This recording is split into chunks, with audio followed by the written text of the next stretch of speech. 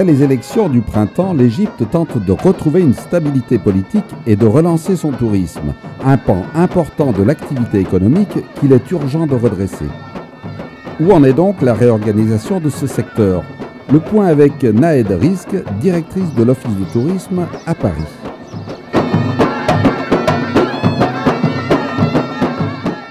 Vraiment, la vie continue très normalement, les projets continuent et il y a beaucoup plus de projets touristiques qui vont voir le jour. Chaque nouveau gouvernorat aura un accès au tourisme, soit un tourisme rural, soit un tourisme fluvial, la pêche, l'agriculture prend une grande partie de ces nouveaux projets et aussi le tourisme culturel avec vraiment beaucoup d'accès sur la qualité des services et l'élargissement des pôles d'intérêt.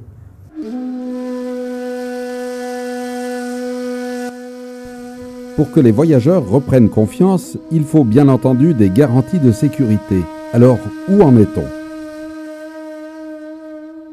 Nous, on voudrait faire revivre cet intérêt culturel ici pour rétablir la confiance et faire revenir les touristes français. Surtout que la sécurité est très bien maintenue dans tout le pays. On a invité pas mal de gens cet hiver, enfin l'hiver passé plutôt, et tout le monde a constaté que tout est serein, les visites se déroulent dans les meilleures conditions, les hôtels sont tous ouverts, le peuple est toujours plus accueillant même qu'avant, dont il était, et vraiment il faut profiter de tout cela pour revenir en Égypte l'hiver prochain.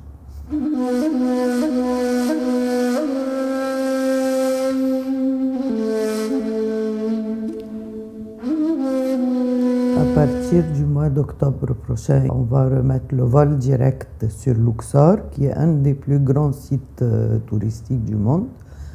Et j'espère que les gens profiteront pour aller à Luxor, soit rester dans un hôtel, soit faire une croisière sur le Nil à bord d'un grand ou d'un petit bateau. Les deux ont leur charme, aller jusqu'à Assouan, profiter du charme d'Assouan que tous les pays, tous les touristes du monde nous envient pour ce spot fantastique avec des vues surprenantes sur le Nil.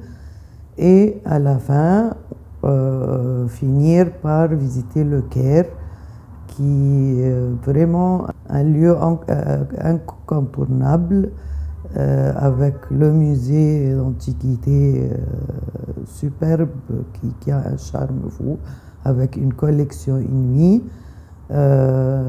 et bien sûr les pyramides qui sont uniques dans le monde et si on a plus de temps, il y a beaucoup plus de choses d'antiquité chrétienne et islamique à découvrir. Et tout cela dans un seul spot, c'est jamais vu dans le monde. Si l'aspect culturel est sans conteste la grande motivation d'un voyage en Égypte, les activités sportives sont aussi très prisées, comme la plongée ou le golf. La plongée, bien sûr, on a des spots qui sont uniques dans le monde et que nos amis plongeurs n'ont jamais abandonné, même avec la crise qu'on a vécue les 3 dernières années. Ils allaient toujours, ils profitaient du climat et des vues sous-marines uniques, comme je vous l'ai dit. Au bord de la mer Rouge toujours, et ailleurs. Il y a des golfs vraiment de très bonne qualité qui reçoivent des compétitions internationales et que les gens viennent de tous les pays du monde pour profiter.